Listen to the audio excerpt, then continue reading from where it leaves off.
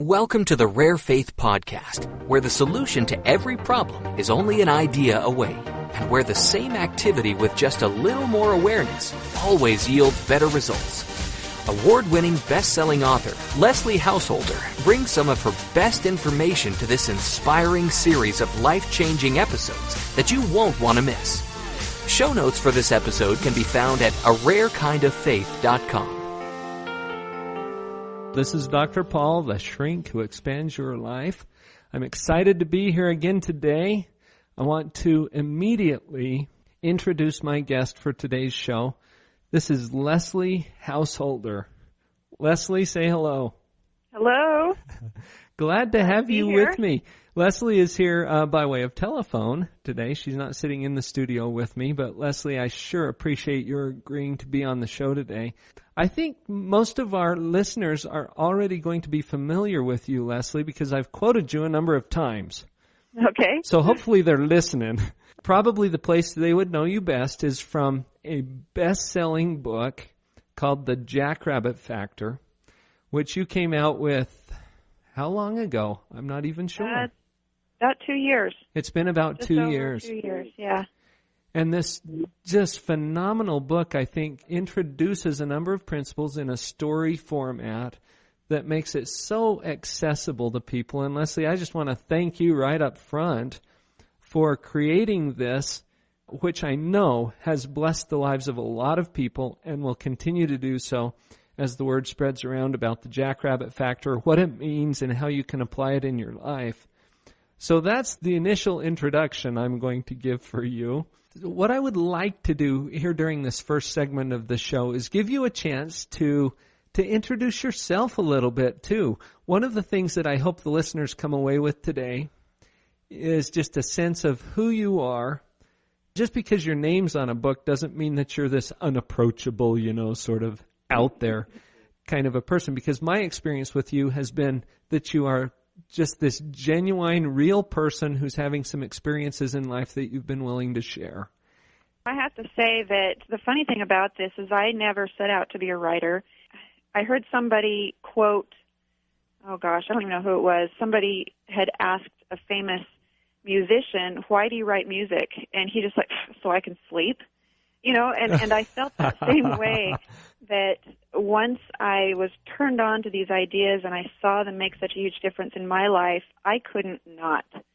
I wrote it so I could sleep, and it was quite a ride putting that together. Oh, wow. Could you just share a little bit about your story? I've heard you talk about this before, and I know on your website, which, incidentally, let's give a plug for that right up front, and then we'll come back to that in the last segment of the show. But thoughtsalive.com is the website where people can get connected with you and sort of read through your story and also get access to some of the things that you're providing and offering in terms of coaching and access to some materials that get people connected with principles. So I want to give a plug for that. Well, I appreciate that. Most people can't hear when I say Thoughts Alive. They think I'm saying Spots Alive or something else. Oh. So if you can't make sense out of that, it's thoughts as in thinking. Yeah, THOUGHTS. Yeah. And if you can't remember that, jackrabbitfactor.com will get you there too. So easy way to remember. Well, let's have you just give a brief synopsis of your story. Where did this come from? Where did you come from? Who are you anyway? Okay, well, I was born at a very young age. I love that. It's funny because when my husband and I married in 1991, all I wanted was to be mom. That was my dream since I was a kid, and just look forward to filling that role. And when we married, we had agreed that would be what he wanted for his children, was for me to be at home, and I wanted that for them as well. And we weren't financially prepared to do that when we married, but we just believed that the right thing to do for us, therefore there will be a way.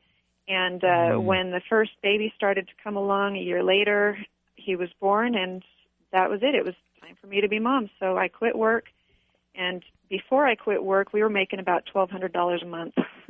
And this was not in the 1950s. This was before you quit. Before we quit, we were making $1,200, and oh boy, yeah, Yeah, but we knew there'd be a way, you know. We just believed there'd be a way. And a year later, things had fallen so far that when my husband had a job layoff or whatever, it forced me back to work. I mean, I should have been back at work anyway just because we weren't prepared to do that. But it forced me. There was no choice beyond that point. And I remember dropping my little boy off at daycare early in the morning when it was still dark outside and spending all day data entry, you know, somewhere, and then coming home and picking him up on the way home while it was dark at night, and come home, get some dinner, put him to bed, and it was just ripping me apart inside just because this was so contrary to what my dream for my life had looked like. And we both recognized that, you know what, there's got to be something about the way we think that is keeping us from moving forward. And that's when we started attending seminars. Some friends of ours who were doing better than us had said that the seminars could really do us a lot of good.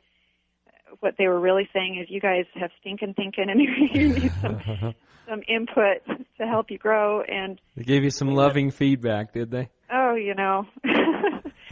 So we started going, and literally over the next, not even a decade, we attended more than 100 seminars. And they weren't expensive ones. They, you know, $20 here or there, that each time was a real stretch for us. It was a real, oh, can we afford a babysitter for another seminar? Oh, where's the grocery money coming from? Oh, you know, but we were so empowered by everything we learned along the way that it kept us going.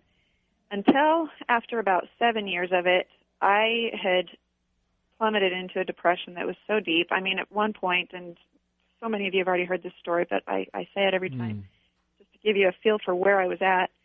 I called the police on the neighbor kid who broke my broom. Oh, that's right. And you have to be in a pretty bad place to think that that's the only way you can solve that problem. Yeah. You know? Just the desperation that you must have felt. Desperation. It was just, when will this ever end? Is there an end? I can't cope anymore. And then, you know, another seminar is coming along. I'm like, you know, I can't justify putting any more on a credit card to go to a seminar when 7 years of this hasn't done much. You know, it's kept us from killing ourselves, maybe. It's kept us from throwing in the towel completely, but it was kind of the cheerleader approach, wasn't it? The rah-rah, you know, you can do it. Yeah. Interspersed in there were some good principles like think big, picture what you want, but, you know, I wasn't making any kind of connection that made a difference. And so at this place where I had called the cops on the kid who broke my broom, I actually checked out. I went to bed, and actually I was looking through my journals yesterday and just trying to remember how long I had done that, and I was sleeping for about 3 days. I'd get up to just do what needed to be done, but pretty much I'd just sleep. Sleep. Couldn't face the world. And I thought, you know what? They've been telling me for 7 years, picture what you want, dream big. And I thought, fine, I will. I'm out of here. I did it to spite them. All the seminar speakers who were living the life I wanted and profiting from all my ticket purchases. All the fees you were paying. Bitter. Right. Yeah. And what I didn't realize was that day that I really started to try to live the dream in my head as though it were true. And I internalized it, and I felt it like it was real. I pictured the home I wanted to be in. I pictured what life would look like. And I wasn't doing it to try to make anything happen. I was just trying to find some joy. And I didn't know that what I had done that day was really the beginning of some major transformation. A year later, we were living what I had pictured. And it wasn't for 2 more years and a few more seminars that it dawned on me that what I had done that day had made a real difference. So you didn't even really make the connection between your thinking change and the different results that you started to see in your life. At that point, you hadn't made that connection. No, not for another 2 years or so, because life got better. We were in a home of our own for the first time. We were paying our bills a little better, but in time, we ended up in the same kind of rut, just at a higher level. Same desperation, same frustration, just with bigger money. So same problems, different price tag. Exactly. And so along comes another seminar. We were still going to them all the time. Another one comes along, and I said, you know what, honey, this is the last one I'm going to. after this, I cannot justify it anymore. I'm just going to have to learn how to be happy the way things are because I'm done. I'm done. And we went to this one, and the guest speaker that was brought in taught us some things that just absolutely dumbfounded us. We looked at each other, our mouths dropped open, we're like, that's all it is? And all of a sudden, everything we'd ever learned gelled into one simple, beautiful package of truth. We came home from that event, and 3 months later, we more than doubled our income within 3 months. Almost tripled. Well, it was tripled, but I try to speak conservatively. With that breakthrough that we'd waited so long for, I couldn't sit still. You know, about 6 months later, the company who had presented this said, have you ever thought about teaching what you've learned? I'm like, I'm all over that. To certify, to train, and facilitate their programs was going to cost about $9,000. But at the time, what did we have in the bank from savings for the first time was $9,000. I thought, well, how did they know? How did they know we'd have $9,000? So we did that. I trained to teach material, but, you know, I have 7 children. I still just want to be mom, to tell you the truth. I'd rather be mom than teach seminars, but like I told you, I just feel like I have an obligation and a duty to share what we've learned. So I wrote Jackrabbit Factor to be the portable seminar. I did some and thought, this is really time-consuming. If I just write a book, maybe that can do the work for me while I'm changing my diapers at home. But then it came out, and it was a bestseller, and it created a new demand for seminars. I thought, well, that kind of backfired. Right. Then more people wanted your time. Yeah. Well, this, but it's exciting to see change in people. And what you're saying is so true. When you catch a principle in a way that creates freedom in your life, the first thing you want to do is go out there and share it, and share it in a big way. I've heard that story before, and, you know, every time I hear you talk about this, I feel inspired. And the reason I feel inspired is because I feel kind of like a normal person, you know. I don't see myself as one of these hugely successful people that everybody looks up. Although, you know, I get interesting feedback about that because I'm Dr. Paul, the shrink who expands your life. I love that, by the way. That is well, thank you. Funny. But, you know, I'm just a normal person. You're just a normal person who's discovered some principles. And as you were telling your story, you know, you had this powerful experience at the very last seminar you were ever going to attend. Which wasn't my last, of course. No, but you didn't know you'd be at the front of the room in some of the next ones, huh? What was it? What was it for you that clicked? And this may be a hard thing to summarize in just a few minutes. It is tough to summarize, and there's so many different facets of it that had to come together for me all at once.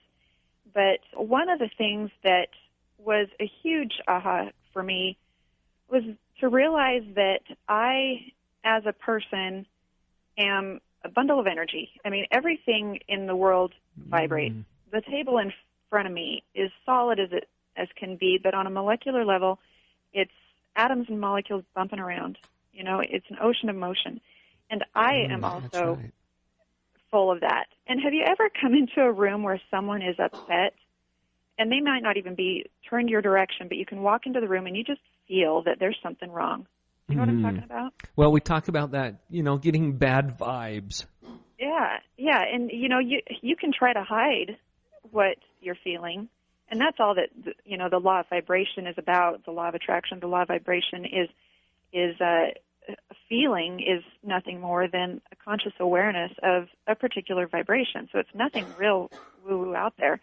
It's just a matter of how you feel. So if I'm feeling horrible and someone comes in and says, ooh, what's wrong? And I say, nothing. Well, baloney, the dog knows something's wrong. And when I became consciously aware that how I think and what I'm feeling is putting off a sort of energy or vibration that others will pick up on a subconscious level, if no other way. And the reactions that I get from people and the opportunities that show up are going to be in harmony with how I think and feel most dominantly. And the reason this helped me so much is because when I was going to all those seminars, I had certain business goals in mind. We had family goals. We had income goals and this kind of thing. And when the speakers would say, dream big, get excited, picture what you want, choose a goal that's bigger than the obstacle, all these cliches and things. I thought that they were trying to get me excited enough to do superhuman things. Because when you've got the adrenaline and you can do superhuman things, that's when things happen. But what I realized is that that's not why we are supposed to dream big or picture what we want. The reason we do it is not to get ourselves psyched up to do something superhuman and amazing. It's so that we can change our vibration on a molecular level and be tuned in to the very solutions, the very ideas, the very people, resources, opportunities, whatever it is that we need to accomplish those goals.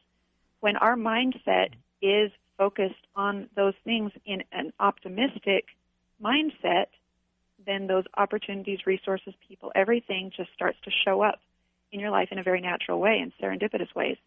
And so instead of overcoming obstacles with superhuman adrenaline, feat, what it was realizing that as long as I am in a mindset of belief, then the thing I want is approaching me just as rapidly. And so instead of going the distance, to reach the goal, you've got to go the distance. Instead of that, I realized I only have to go halfway. It meets me in the middle. And that was huge. It's coming toward you. Right. It's coming towards me as long as I'm moving towards it. And to realize that, it just took a lot of pressure off of me, because I realized that, I have this goal, and when I'm not working on it, say I decide to take a lunch break, it used to be that if I take a break, then nothing is happening. Whereas now I know that even if I take a break, it's still approaching me because I have not rooted out the idea seed. I haven't rejected it yet. I still believe it's on its way. Therefore, it's still in process, and progress is happening whether I'm on the phone or not, whether I'm doing this work or that work or not. So it gave me a lot of peace to know that I could sit still. I could take time to think. I could take time to enjoy my family. I could do these things and know that my objective is still in process, moving towards me. And that made a huge difference for me. That's a powerful concept. I've heard it taught really well by a friend of mine named Steve D'Annunzio, and he wrote a book called The Prosperity Paradigm. In fact, Steve's going to be doing one of these podcast episodes with me in the near future. And the example that he used, it's a principle called Sympathetic Resonance. And this is something that comes from the world of physics, where the example he uses is a tuning fork. And if you start a tuning fork vibrating, and then you run that tuning fork along in front of the strings of a harp, and not touching them, but just, near them, when you get to the string that has the same frequency as the tuning fork, it will start to vibrate along with the tuning fork. Yeah. Because it's on the same frequency. Now, the ones that are higher or lower don't seem to be affected at all by this tuning fork. And so what you're saying is this is a natural law that works not only in physics, but in other aspects of our life too, because in the end, physics applies to all things. It's true. It's true. And so I teach people to get in tune with the goal that they're trying to accomplish.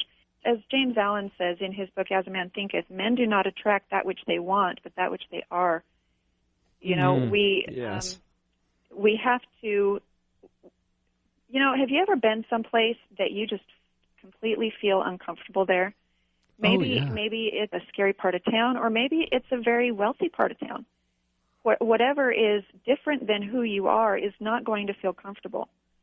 And so in order to change our life, we have to become comfortable on a subconscious level with the kind of life we want to be one with. And we do that by daydreaming about it, by putting ourselves in experiences and places where we can try it on. People wish to be in a different place. But in reality, if they were to go there right now, they wouldn't stay long because they're not yet at peace with it on a subconscious level. And we change those images in our subconscious mind through allowing ourselves to picture ourselves in it and generate the feelings that we expect to feel. I mean, we just have to ask ourselves, what would it be like if? Mm-hmm. If you can answer that question, and you can start some real powerful thoughts just by answering that question in your mind, in a quiet place. What would it be like if? What would that feel like? How would that feel? And when you can accomplish that, when you can take the time to really experience it and feel it as though it were really true, you have just altered your vibration on a molecular level, just like the tuning fork and the harp. You have changed the frequency of the energy that you are putting off. And it's the difference between, supposing you're in an elevator with a person. You're either going to strike up a conversation with that person, or they will with you, or not. Whether it happens or not has everything to do with who you are and where you're headed, and who they are and where they're headed. Either there will be resonance and a reason on a subconscious level to say, hey, or it won't. And literally everything that we need to accomplish what we want to accomplish is right within our immediate surroundings. The beginnings of it are right here, right now. I like to think of it like an acorn. An acorn has a blueprint for a great oak tree within it. And yet, in your hand, is it in a state of decay or growth? Mm-hmm. And that depends. That depends on the context in which you place the seed. And will you place it in one that nurtures its growth, or that just allows it to die? Well, in our hand, the acorn won't become an oak tree. In the ground where it belongs, it will gather to itself everything it needs. And in fact, it doesn't have to race around looking for bark molecules and leaf particles. It only holds itself still, and its very being begins to make connections with its most immediate surroundings. There's a particle touching it that it needs, so there's a bond that's formed, because it carries within itself a blueprint for what it's going to become. We're the same way. An idea is a seed. We hold it in our mind. That's where it is nourished. That's where it can grow. And it puts us, kind of like that seed, into a state of being that starts to make connections in our immediate surroundings that will lead us to everything we need to accomplish our ultimate design. And that's because it already exists right now in some form. And I've thought about this quite a bit, Leslie, that matter can't be created or destroyed. It already exists somewhere in some form.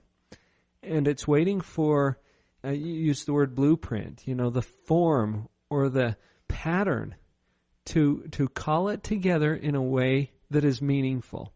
And it will always resonate with whatever frequencies or energies are being applied to it. And then also I wanted to talk a little bit about this idea. You introduced a question. And I think this is a very useful question. I want to have everybody just put this in your toolbox right now. The question is, what would it be like if? Or what would I feel like? What would it feel like if, that thing that you want to create is already there? Yeah. And the reason why I feel that is so important, this is coming from some of my background as a psychologist.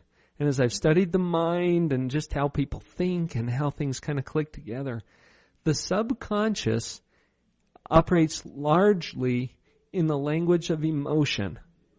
Any experience you have that carries with it a strong emotional component is going to be seeded very deeply into your subconscious mind. And then it's your subconscious that's really driving. It's got its hands on the steering wheel, so to speak, and is creating the results in your life. So this is both good and bad news, because as you figure out what it is that you want in your life and become clear about that image and then attach an emotion to it and start to imagine and picture and feel what that is like, it drives it into your subconscious. But on the flip side of that, what if you have a strong negative emotional reaction to something you don't want in your life? Whether it's, I'm overweight, and then you suddenly have this emotional reaction to that thought. Yeah. Or, oh my gosh, we're in debt. and you have a strong emotional reaction to that thought. Yeah. It's creating the same process. Would you agree? Yes, but I do want to say something on that. Once I learned these principles, and when I go through a time where I was really struggling, where I might be trying to make a change, and I'm trapped with these doubtful, negative emotions, and then knowing that, oh, now I'm blowing it, and then it just gets worse, and you go through this downward spiral. I discovered that there is hope even when when we're in this negative cycle of downward thinking. And what that is knowing, okay, so I've got a goal in mind. Maybe it's a weight goal. Maybe I have in mind how I want to be with my health, for example, and I've set a goal about that. And then one day, family's over, and they're bringing all the treats, and you indulge, and you just eat until you hurt. I do that sometimes. And then you come away thinking, oh, man, I just blew my goal. Oh, I hate being the way I am. Go through this negative cycle. At that point, right then and there, you have a choice. Now, if you remember before, I said, as long as you believe the goal is continuing to develop and will be accomplished as long as you don't kick it out. Now, at that moment, most people kick it out because they think, oh, I blew it. That's right. But what I found is that when I'm having an off day or an off week or an off month, whatever it might be, and I'm depressed or whatever, because we go through these cycles, no matter how much we know, we will be challenged. There are challenges to stretch us and grow us because this whole life is a process of growth. And unless you've got struggles to overcome, there is no growth. And so we have to get okay with that. But if I'm in a place where I'm not doing well with this, I think, oh, okay, I'm not doing so well at that. It's okay.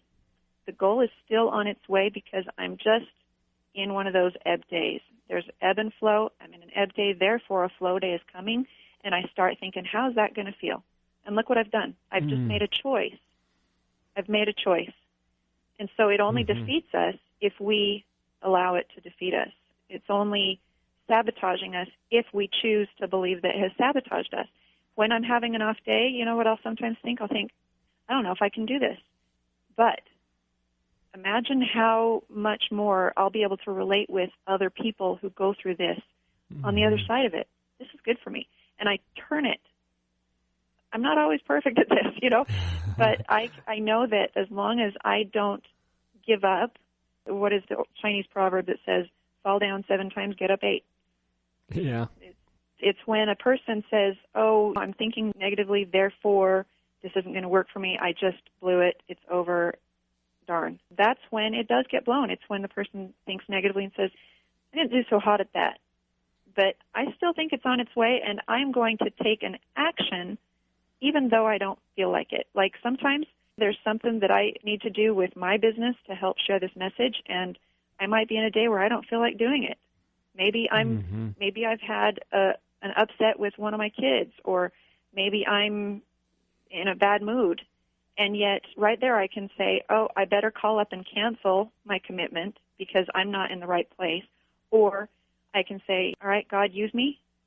I will show up. I'm turning this over to you. Use me as you will. Just use me. I'm willing. And when we take an action in spite of our feeling, then we have taken control. And we're not victims. I've often thought just how amazing it is what God can do with a rusty tool. Yeah. And that's just one way to look at it. Yeah. And as you were talking about this process of not throwing it out, one of the phrases I like actually comes from the scriptures, and it says that don't cast it out by your unbelief.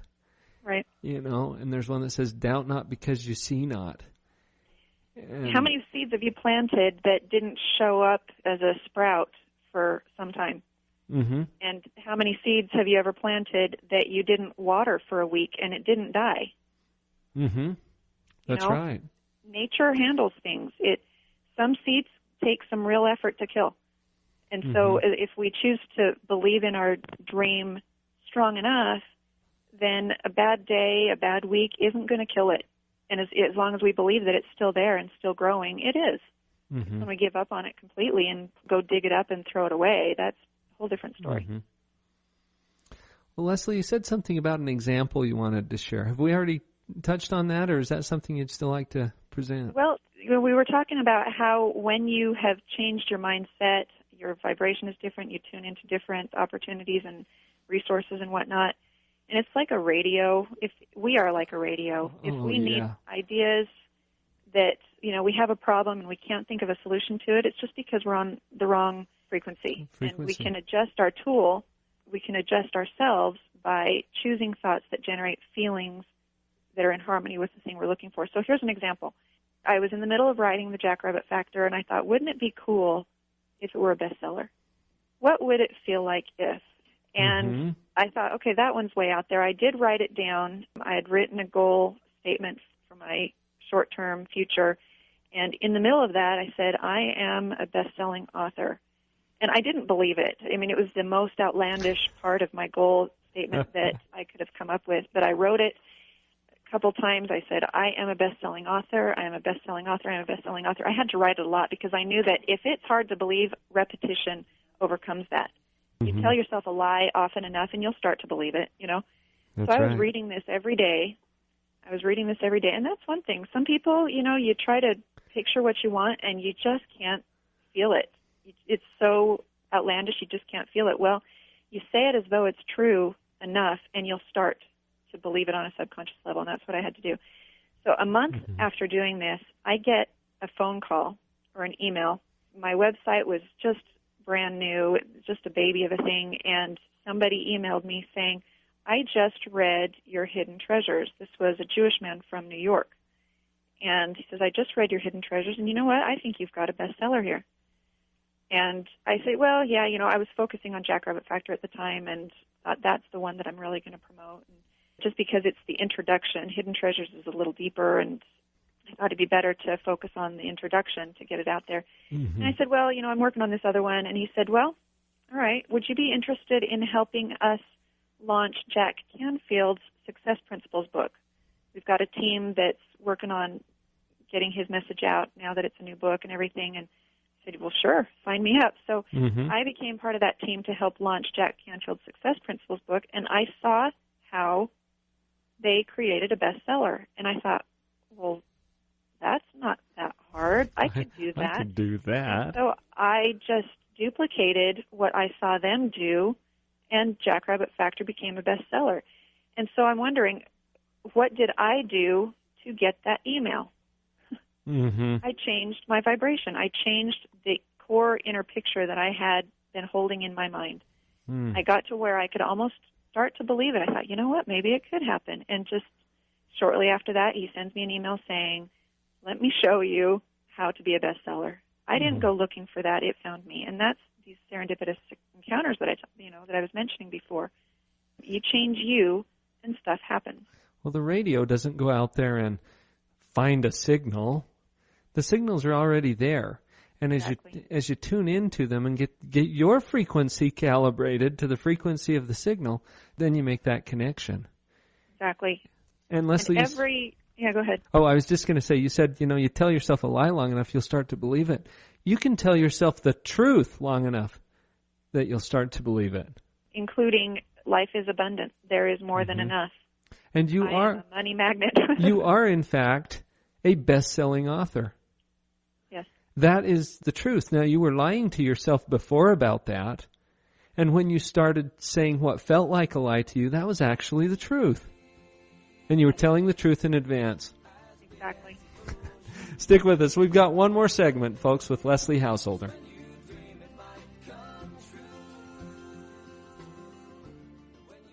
Okay, as we're wrapping up this show, I find myself wishing, Leslie, that we had a 2-hour show today. I know. 3 or 4 or something like that. But you know what? We're just getting started on some things. I'm hoping that you listeners are feeling something here. Because as we discuss principles of prosperity and success and happiness, I have found as I share those things with people that they really resonate to it and they develop a thirst for it. And Leslie, you've been in the position where you were a seminar junkie, Yep. Because it calls to you. And there's something in the human spirit and in the human soul that says, I hope it's possible. I want it to be possible. And Leslie, your story is so inspiring because you found that it is possible, and it's not as complicated as you might have thought. Right. I want to hit one more topic just for a few minutes here, and we probably can't do it justice, but there's this thing called the terror barrier. Yes. And I've heard you talk about this and Bob Proctor, and there are different ways that different teachers approach the same principle. Can you give us just maybe a 2 to 3 minute overview of what that is? Yes. In fact, this was the part of that event that my husband and I looked at each other and said, that's what it is. So this was the piece that facilitated our breakthrough, and so it's hugely important. On a subconscious level, our beliefs about ourselves and what we're worthy of and all these things, our outer conditions, the way our life looks right now, is in harmony with who we are on a subconscious level. And we might be screaming, I hate this, I can't stand this, this is not right, but deep down, it's where we're comfortable, it's what we know. It's how we see ourselves subconsciously. It's our conscious mind that does all the fussing and throwing tantrums. So once you decide, I want something to be a little different, and we start to daydream, I have an illustration of this called the Stickman. There's a video on my site. You'll look for the Stickman video at thoughtsalive.com, and you can see a whole hour presentation on it for free. But basically, say you have an X idea in the subconscious mind, X meaning it represents something for you. It might be there's never enough money. So that's the X idea. Well, when we get dreaming and we create a new idea, say we want it to be Y instead, we have Y in our conscious mind. And once we add emotion to it by seeing it as though it's real and feeling it and experiencing it and asking that question, what would it be like if, then we have planted that idea on a subconscious level and begun to let that seed grow. Well, along comes an opportunity that is in harmony with the new idea, something that's going to help you reach that goal of the Y idea, meaning life is abundant, I have all I need, a new way of thinking. So an opportunity comes along, and we go to take action on that new idea because subconsciously it's in harmony with us. But the old X idea has never gone away. It's still in there. And the thing about the subconscious mind is that it cannot accept or reject or discern truth from falsehood. It accepts everything to be truth in these terms. And so it's believing there's never enough money, and now it's also believing life is abundant. Well, those do not correspond with each other. They're not in harmony with each other. But on a subconscious level, you've accepted both of them. So you go to take action, and this fear grips you. And what I learned was that the fear was the physical manifestation of two ideas in your subconscious mind that are in conflict. That's all it is. That's two right. ideas in conflict leads to the fear. And once we realized that the fear meant that the new idea had taken root and that the results were only that close if we would just take action on them, it gave us the courage to break through that terror barrier, that wall of fear. And, you know, most of the time people feel that fear and they think, ooh, this must be wrong. That's right. This opportunity is bad. And that fear keeps them from moving forward.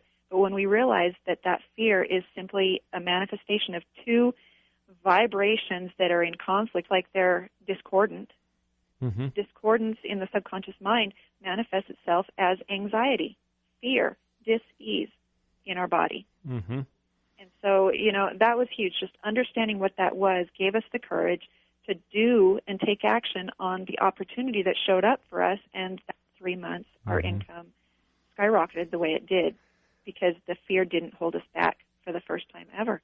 So this is really great news, Leslie. When you feel the fear, it's a good thing. Here you are, you're at a choice point, right? Exactly. And at that point, you can step forward into the new world, the new idea, freedom, prosperity, this Y idea that you're talking about. And that'll make more sense, folks, if you'll go listen to the presentation on the website, the Stickman presentation. And I use this to teach people as well because it's such a powerful concept. Yeah. And the alternative, rather than stepping forward into freedom and prosperity, is to retreat back to the X idea which is secure. And that represents security. Yeah. Or at least perceived security. Because it's what your subconscious is already used to. And just because you're used to it does not mean that you're right. It just means that you're used to it. You know, and that stickman concept was developed in the 1930s, been around a long time, and it has been instrumental in helping therapists make greater progress in 1, 2, 3, 4 sessions with a person than they'd ever made in 4 years with that same person. It's powerful. It's a way of shortening the process of change. And again, you can see a whole demonstration, illustration, you got visual aids, everything on that free video. Well, you know, Leslie, one of the seminars that I present is called Your Brain, the Owner's Manual. And there's a little difference between your brain and your mind. Yes. But I like to teach people how their brain works and how their mind works. It's kind of like an owner's manual. You know, you go out and you buy a power tool, and it would be really cool if you knew how to run the darn thing. Yeah. And so you get the owner's manual and you figure out how to operate it safely and effectively, and then it can be a great tool for you. If you don't understand how it runs or how to run it, it becomes dangerous, and you can actually create more destruction in your life. You know, I think your mind is very similar, and this has been a powerful concept to help people understand that. We've got just a few minutes left, and I want to make sure that we put in a plug for something that I personally have found to be very valuable. My wife and I have a copy of your home study course, and I've heard you talk about this too, because I know you want to be home with your family. That's where your heart is. And so instead of going on the road and doing all these 3-day seminars, what you've done is put it into a box. And it consists of some DVDs. There's a journal in there. There's a huge workbook. Leslie, that thing is a monster.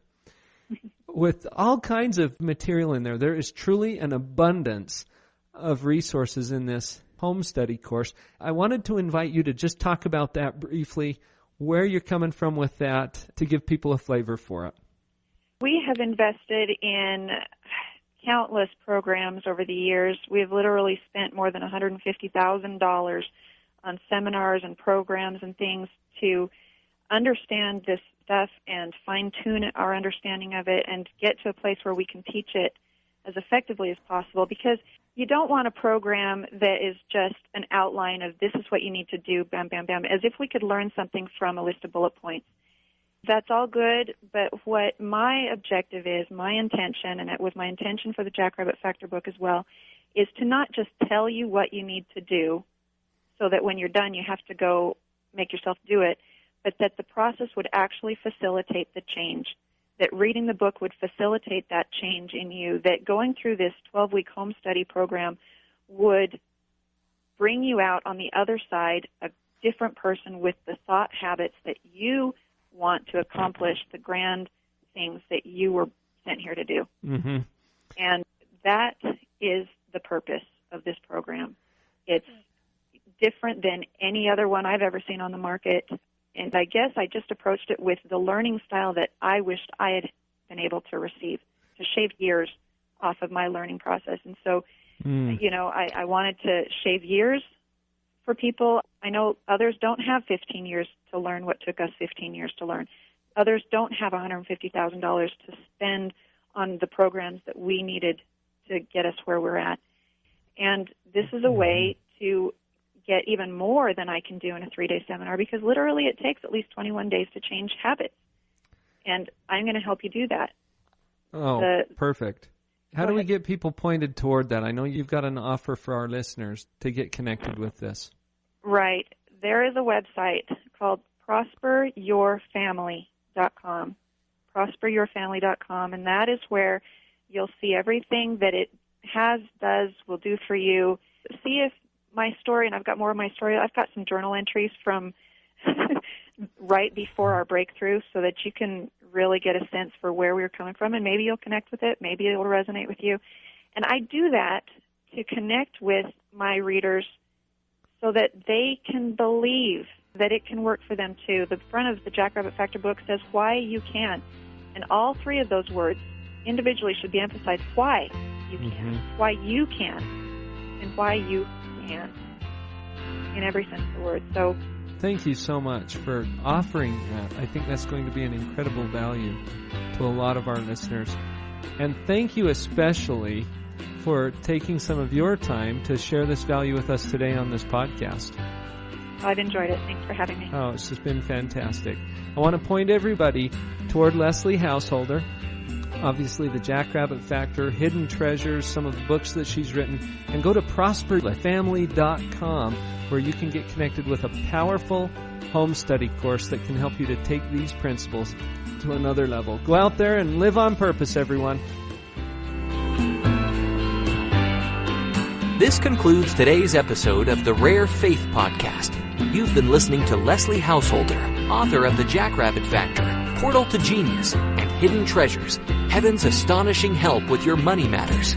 All 3 books can be downloaded free at rarekindoffaith.com. So tell your friends and join Leslie again next time as she goes even deeper into the principles that will help you change your life.